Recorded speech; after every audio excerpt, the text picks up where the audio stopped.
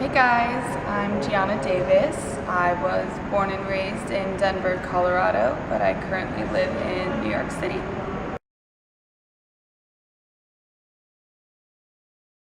So how is it that you got from Colorado to New York City? In other words, what made you want to make that change?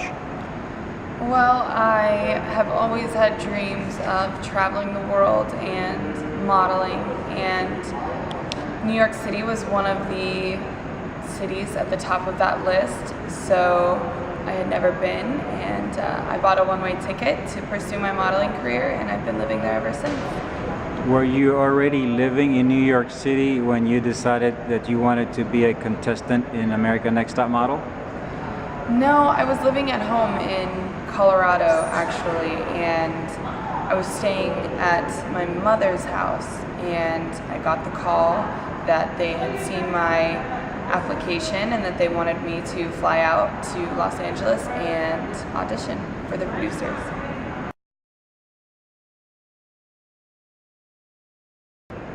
So then, since you were living in Colorado and American Next Top Model wanted to see you, then why not instead move to Los Angeles? At the time, I really didn't know where that was going to take me. I didn't have a guaranteed spot on the show. I flew out with my best friend and we stayed on a friend's couch in LA through the audition period, which was about 3 days, and I got my call back, and then I got my second call back. And then I flew home and I waited for the call from Tyra to find out if I was going to be a semi-finalist.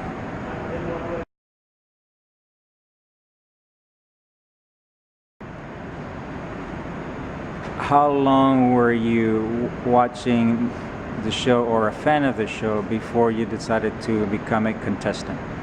Well, I had been watching this show since I was a little girl, since I was about 10 years old. That was when the first season came out, and I got together with all my friends and my cousins after school. We did our homework and then we sat down and watched that episode for the week, and I remember it was with the original judges, Tyra Banks, Janice Dickinson, Nigel Barker, Jay Manuel, Miss J, and it was amazing. It was every little girl's dream, and so I told myself that when I turned 18 I would apply for the show and compete.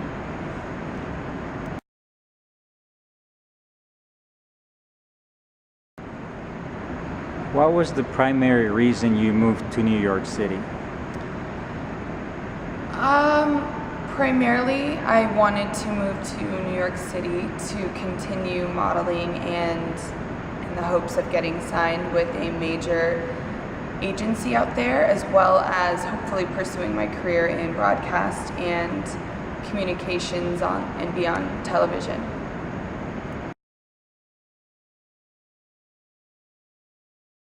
So when you got the call from American Next Top Model, did you then think that it was very possible now that your dreams of becoming a model would be realized? I definitely thought that was a possibility, and I still believe that it is and was at the time. I ended up making it onto the show as not only a semi-finalist, but I got selected out of the hundreds of thousands of hopeful contestants, and I got selected as not only 1 out of 14, but cut that in half because it was guys and girls, so 1 out of 7 girls to compete on that show. It was the first cycle like its kind, and I was so excited and nervous and optimistic about the competition.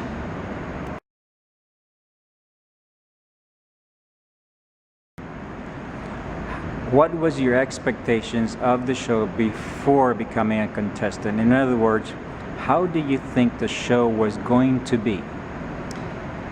I had no idea what to expect, honestly, before the show began. Like I said, I grew up watching it, so I thought it would be an equal and fair ground for me to get my name out there and get recognized and show my talents and my passion for modeling and get some raw feedback from the judges and from experts in the industry. And I mean, it being a reality show, I guess I was kind of naive to the aspect of it that at the end of the day, yes, it is about modeling, but it's also about ratings and good television and entertainment.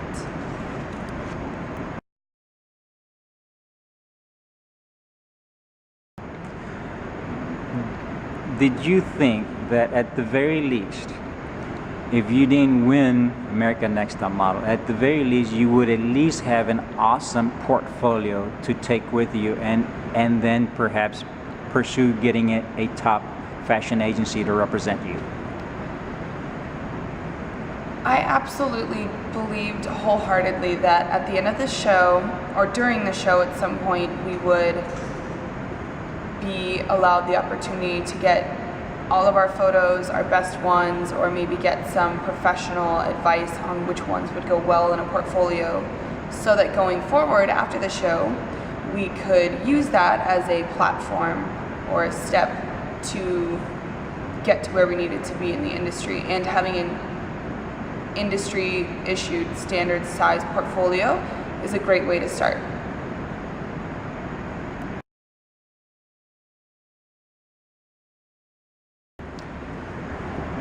Did you know prior to being on the show what was the standard size for a normal portfolio that agencies use? Well, standard size means that it's 9 by 12 inches, and so it's a little bit bigger than a regular sheet of printer paper, which is an 8 by 11. So we received in the mail after the show, going home, that 8.5 by 11, sorry, sources are telling me otherwise. So a normal size portfolio would be 9 by 12, that's industry standard size. The portfolio that I received in the mail was no bigger than a typical 8.5 by 11 sheet of printer paper, and there were a couple photos in it, mainly the ones from the show that they had displayed in our panel, and the ones that were critiqued throughout the show. And despite being eliminated a couple weeks into this competition, I still got to participate in every single photo shoot, so I do have all of the photos as the rest of the competitors on the show for the remainder that it was filmed. But when I received the portfolio, I was a little disappointed that it wasn't industry size, first of all, and second of all, that I don't really believe that to this day they were the best photos that I could have taken and shown to agencies.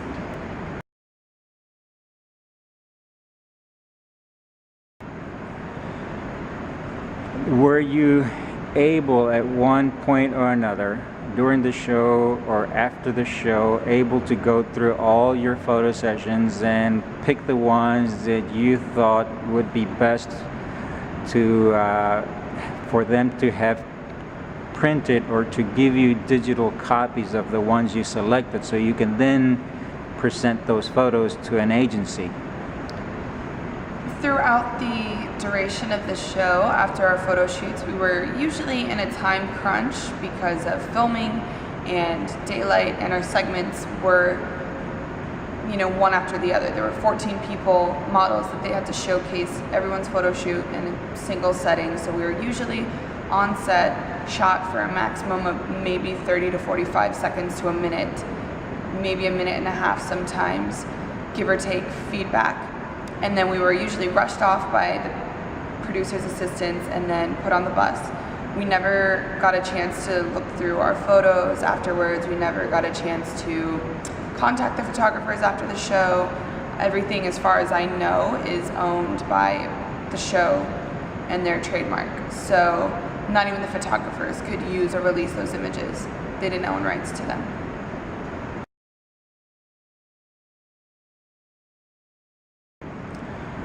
So in other words, what you're saying is that the only photos that you received were the ones that they picked, and it was usually one photo from every session.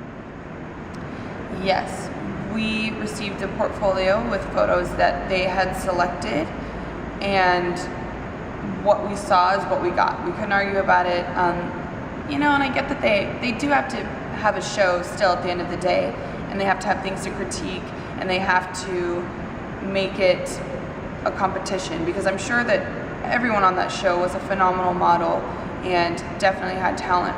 So they had to pick photos that could be critiqued and could give the audience a better idea of why someone was lower ranked than the other and why someone went home and some stayed.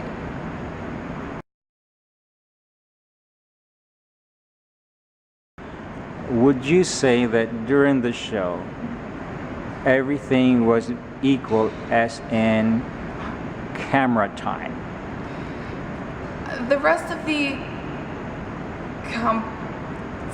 so the other models and I definitely at times had our conspiracies and our theories about why certain people did get more camera time, or why they got to shoot first, or why they got to shoot during the best hour of sunlight if it were an outdoor shoot, or maybe why they got to shoot what seemed to us a little bit longer than the rest.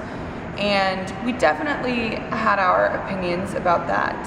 Whether or not that got them further along in the end, we won't know. But there were definitely times where we felt like there was a little bit of favoritism, and that the overall favorites did get more camera time.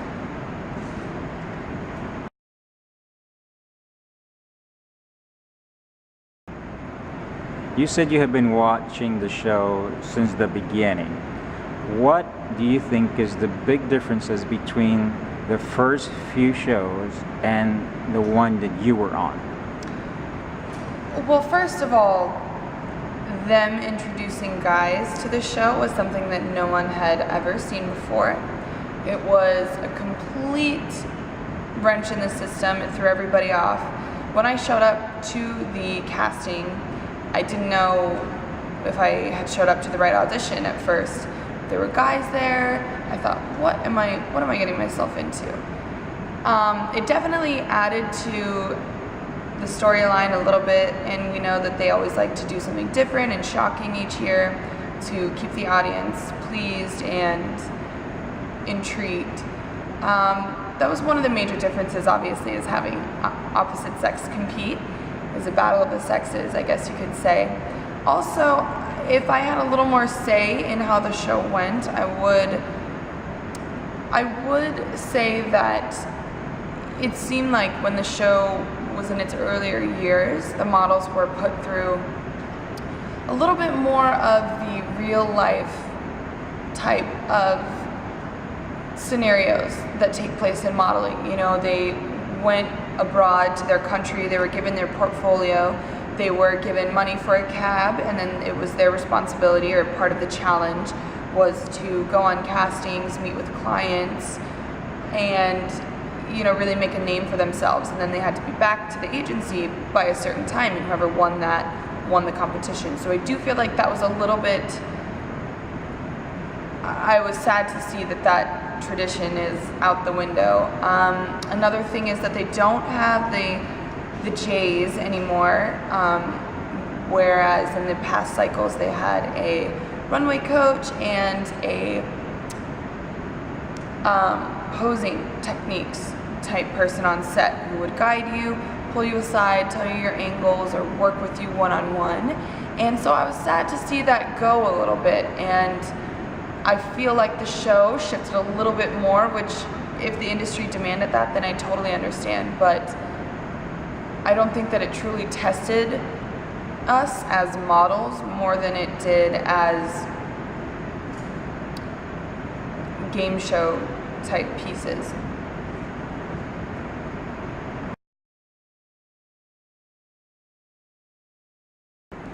In your opinion, did you feel that you were cast to be on the show because you had modeling potentials, or were you casted for other reasons? Well, as I've learned throughout the industry, every time you're cast for a part in a runway show or a photo shoot or a spread, in this case a TV show, a reality TV show. It's not scripted by any means, and I'm not going to be the one who says that we were prompted to act a certain way, but I do feel like there were subtle hints and clues that would lead someone on that show to believe that you were typecast for a role to play a specific part. And as history has shown us, they always have very strong personalities on the show, obviously, or some distinct characteristic that would make you interesting or intriguing to an audience overall. So they cast, in our case, the nice girl, the dumb girl, the smart girl, the pretty girl, the sexy flirt, the jock guy, the mysterious guy, the wild guy, the quiet one. So you definitely are cast for a certain role. Now, where I fell in, they tried to, well, they didn't try, they definitely were able to make it appear as though I was this flirtatious, overtly sexual, sex symbol type girl who was, I think they called me a flirty sex pot. And yeah, absolutely, I can play all those things in the setting, in the moment when I'm on set. That's not me, that's my model alter ego, if you will. I'm playing a role in that moment.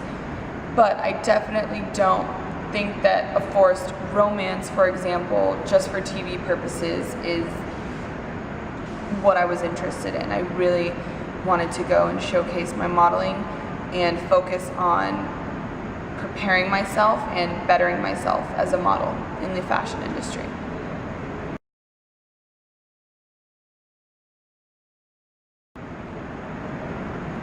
After the show was over, did anyone in American Next Top Model help you in any way to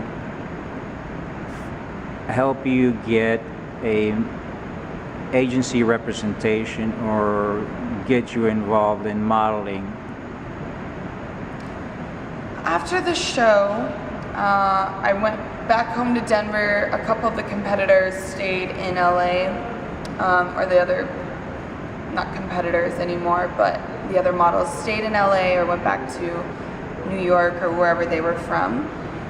At the time, I didn't really know what to expect after the show. I was a little bit confused and very drained. It was a long time away from my family, and I felt like I was just under a microscope the entire time, which is true in the business. If you want to force yourself into that spotlight, then you have to be prepared for what comes with that. Post-show, a couple people had suggested an agency here and there, and they gave us our go-to agency that you tell them you're on the show, they'll take you or consider you. And I went to them and I was turned down both times. And after that, I really didn't hear from anyone on the show other than an email here and there. Hey, how is everyone? We're doing a premiere party, or are you in LA this weekend? We're doing a promo. And at the time, I didn't have the money or the means to fly out and to do all of the things that I wish I could have done right when I came home. So for me, I felt like there was a minor setback not being in a major city, New York, LA, things like that, that kind of held me back a little bit. But at the same time, I don't really believe that they did everything in their power to help. And I'm sure I'm not the only one that feels this way. I'm sure there's other people that have been on the show in past years and past cycles, and even the same cycle, that believe that there could have been a little bit more done. But at the end of the day, we were there, we provided a job, they provided us with experience and travel and exposure, and to them, maybe their job was finished.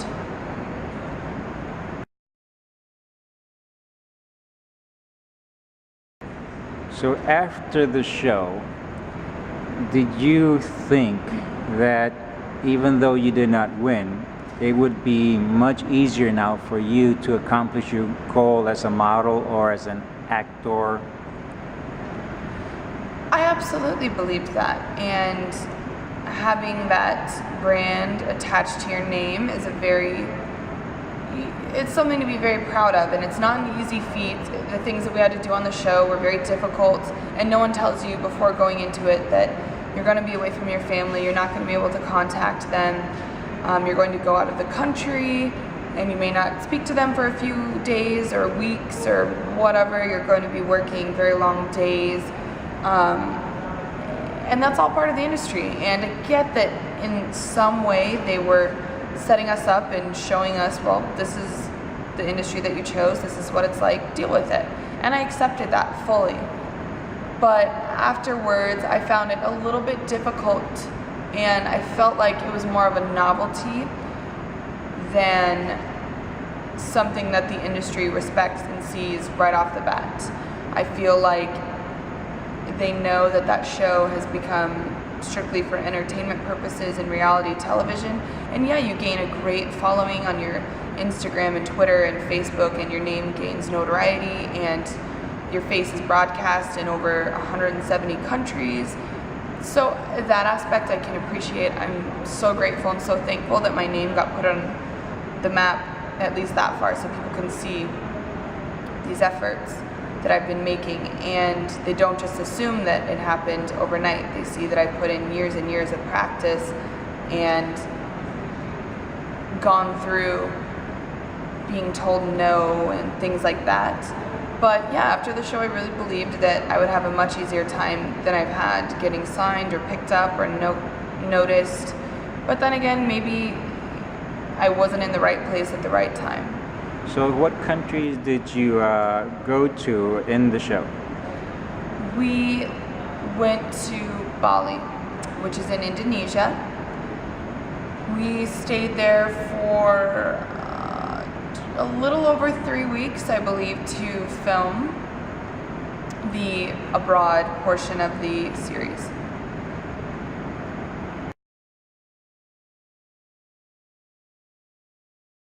So since you were there in approximately 3 weeks, when you guys were off camera, in other words, when they weren't shooting, were you allowed to tour the neighborhood or the city, take with you your, let's say, camera or cell phone, take pictures, of places where you have been, and so on and so forth? No, we weren't allowed to have our cell phones, which I can understand, because it was a competition, it was a show that was basically, it wasn't going to air for a couple months, so it would breach our contract that we signed. It was a non-disclosure act, basically telling us that we weren't allowed to tell anyone about what happened on the show. If we did, we had to have them sign, excuse me. If we did tell anyone, they had to sign a form saying that they wouldn't tell anyone or wouldn't release anything that could potentially give away the finale or the details of the show.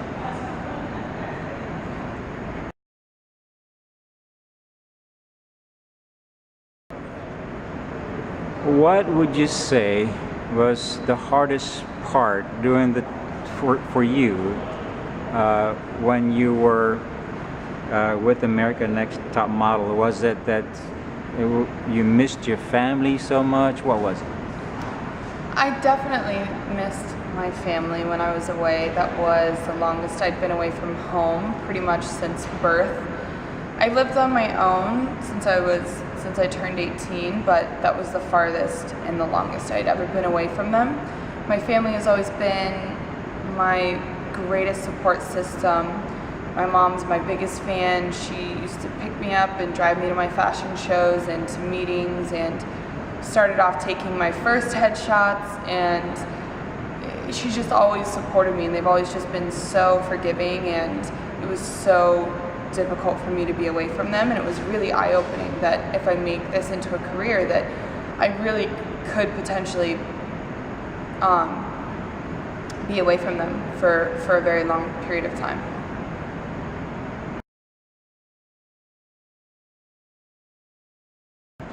Would you say that the person that America's Next Top Model's audience saw on camera is the true Jiana Davis, or is the one that was on American Next Top Model is not the same Jiana Davis as you would see on every day? I think that in some lights that they showed me, it was the real me. I'm very quirky and outgoing and talkative and bubbly and a little bit flirtatious. But once I was on the show and post edit and everything, when it hit the screen, I was watching it, and my family as well, we were watching it, and it just wasn't the same. It wasn't the same Jiana, which is a little disappointing. They didn't show my audition, for example, when I first walked in and met the judges, which is fine. Maybe it wasn't as entertaining as the others. I feel like I got a little less airtime than I would have liked. Maybe that's because I wasn't willing to be this extra and different person that at the time, I didn't realize they wanted me to assume that role. So I feel like I was a little naive to it all, and looking back, if I could do it again, maybe I would, with a little bit more training and experience and knowledge that I have now. People are posting online and always buzzing, if they do another all-star cycle, please go on it, Jiana, please. And people tell me all the time, they're just like, man, your personality was so laid back and cool on the show. You didn't start drama, you didn't get involved with all the other silly things. So for as much drama as people notice, they also notice the laid back side, and that's the side that I fell under. I didn't want to be seen as some dramatic, high maintenance person, which I'm not. But yeah.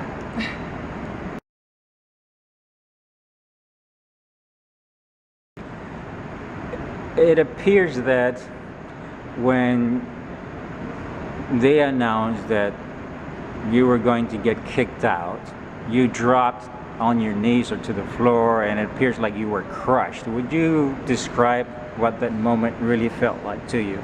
Oh man, that was a tough one. From watching that show for years, that's the moment that you never want to hear.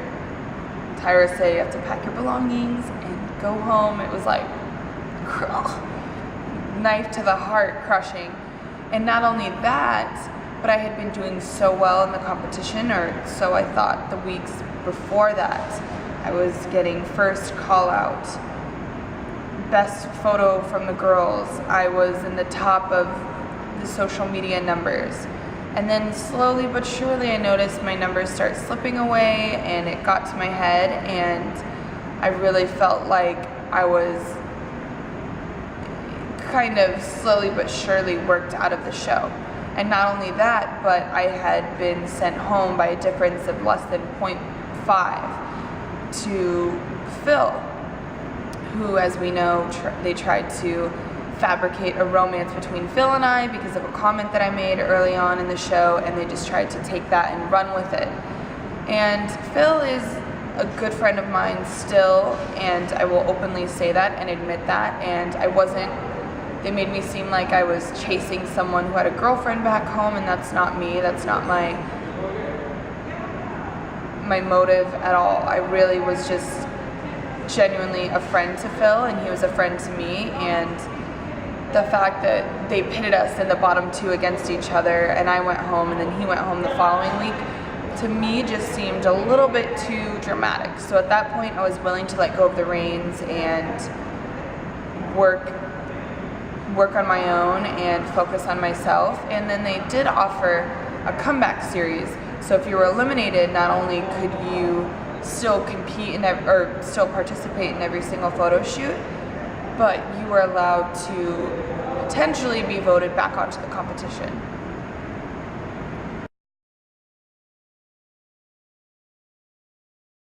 And also, when I was eliminated, this is so embarrassing, but I'll admit it, post show, that a few minutes before, I was sitting in the back room with the rest of the models, and we all knew who was going home at that point. You could count up, you could do the numbers, you could take everyone's score, and it was always a surprise. But I was nervous. I was eating these, I love spicy food, so I had these jalapeno flavored chips and I was eating them, and then I went out and I ended up being the one sent home, and Tyra was comforting me and she was in my face and I was just crying, and all I could think about was, oh my God, my breath probably smells so bad. It was so bad.